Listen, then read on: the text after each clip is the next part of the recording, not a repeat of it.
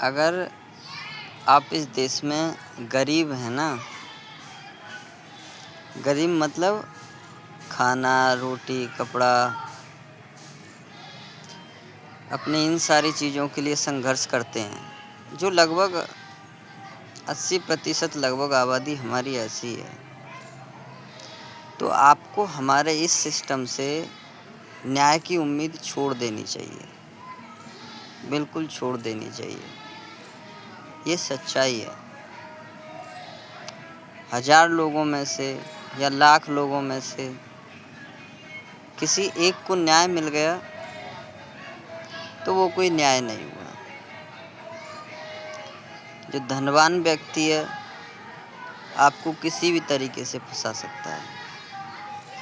हमारा संविधान, हमारे कानून सारे इस तरीके से हैं कि अगर आप एक बार उस सिस्टम में चले जाएं, आप गरीब हैं, किसी मामले में आप चले जाएं, तो इतना ज़्यादा तड़पाएंगे आपको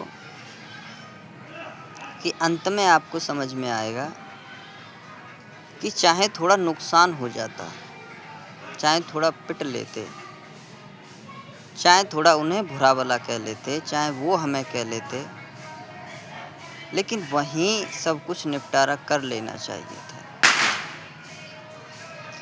यहाँ तो बुरे फंसे, हम तो परेशानी में है ही। सिस्टम ऐसा है कि हमसे ज़्यादा परेशानी हमारे परिवार वालों को हो गई है। आप जहाँ जाएंगे वहाँ भ्रष्टाचार ज़रूर पाएंगे। 100-200 लोगों में से एक ईमानदार है, क्या कर लेगा आपके लिए?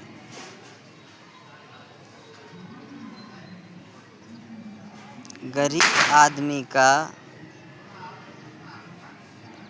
ऐसा लगता है यहाँ न्याय पर अधिकार है ही नहीं, वो बस तरसता है हर चीज़ के लिए। क्या चल रहा है कोर्ट में आपके मामले का, क्या चल रहा है पुलिस में, आपको कुछ भी पता नहीं चलेगा।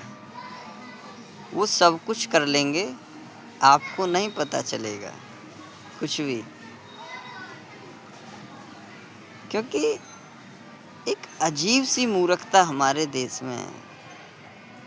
100 पेज का कानून बना दिया, इतने पेज का संविधान बना दिया।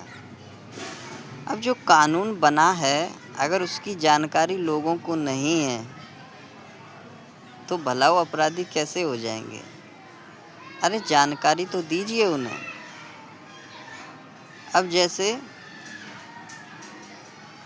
बहुत सारी चीज़ें हैं, बहुत सारी ऐसी चीज़ें हैं, लगभग सभी लोगों को, मान लीजिए 80-90% लोगों को देश के कानूनों के बारे में जानकारी नहीं है। अब उन्हें जानकारी नहीं है तो किसकी गलती है? ज़्यादा गलती तो सिस्टम की है, लंबे समय से सरकारों की है, एक सरकार की नहीं, सभी की है। अरे आपने कानून बनाया है,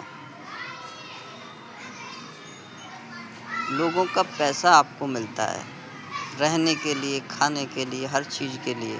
किस लिए? ताकि आप लोगों को कानून के बारे में जागरूक करें। कानून बना दिया, संसद में रख दिया, विधानसभाओं में रख दिया, अपने यहाँ पे रख लिया, लोगों को कुछ भी पता नहीं है। अगर ये सब आपको बदलना है, खुद भी पढ़िए, अगर पढ़ सकते हैं तो पढ़ना लिखना सीखिए, अपने बच्चों को पढ़ाइए। ये मानते हैं कि हमारी जो शिक्षा है अधिक काम की नहीं है, किसी ने बदलने का प्रयास भी नहीं किया। जैसी आज़ादी से पहले छोड़ के वो लोग गए थे, अपने हित के लिए उन्होंने शिक्षा बनाई थी, वैसी ही लगभग आज है। बस अंतर केवल इतना है, 47 से पहले अंग्रेज थे और आज अंग्रेज़ों की जगह सरकारों ने ले ली है। अगर आप पढ़ेंगे, और पढ़ना भी ऐसे नहीं कि 12वीं तक पढ़ लिया, ऐसे नहीं। परिस्थिति कैसी भी हो, कुछ भी करके उच्च शिक्षा में पढ़िए, 12 के बाद पढ़िए और अच्छी तरीके से पढ़िए, खूब जीवन अच्छे से जियो। जब आप अच्छा समझदार हो जाएंगे, पता चलेगा आपको कि हमारे देश में कितनी कमियां हैं और उन्हें ठीक कैसे कर सकते हैं। केवल कमियां नहीं जाननी, उन्हें ठीक भी करना है। ये जो उल्टे सीधे कानून हैं, ऐसे लोग जो स्वार्थी हैं, जब कानून बनाने के लिए जाएंगे, आज़ादी के बाद से आप सब बहुत अच्छी तरीके से जानते हैं कि ज़्यादातर जो लोग कानून बनाने जा रहे हैं वो अच्छे लोग ज़्यादा नहीं हैं। तो ऐसे कानून बनाएंगे जो उनके लिए ज़्यादा फ़ायदेमंद है, हमारे लिए नहीं।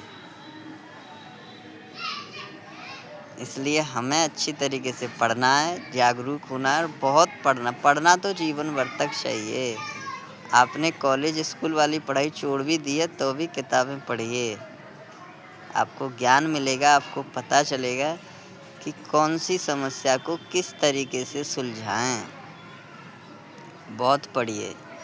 यहाँ का जो गरीब आदमी है वो बहुत संकट में है, हर दिन मरने के बारे में सोचता है। आप जानते होंगे, अगर आपके पिताजी, आपकी माताजी, उनसे सुनते होंगे, सब सिस्टम की गलती है। माहौल अच्छा हो तो दुखी व्यक्ति भी खुश हो जाता है। ऐसा क्या जीवन जो हर पल मरने का मन करे।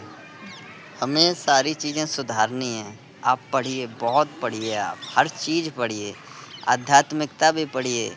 अपना धर्म बहुत महान है, हिंदू धर्म बहुत महान है। उसमें जो कमियां हैं वो भी हम ही को दूर करनी है, लेकिन जो अच्छी चीज़ें हैं उन्हें पढ़िए, ताकि सारी चीज़ों की समझ आपके अंदर हो और जब आप या हम वहाँ पहुँचें तो हम अच्छे फैसले लें और ये उल्टे सीधे कानूनों को समाप्त करें।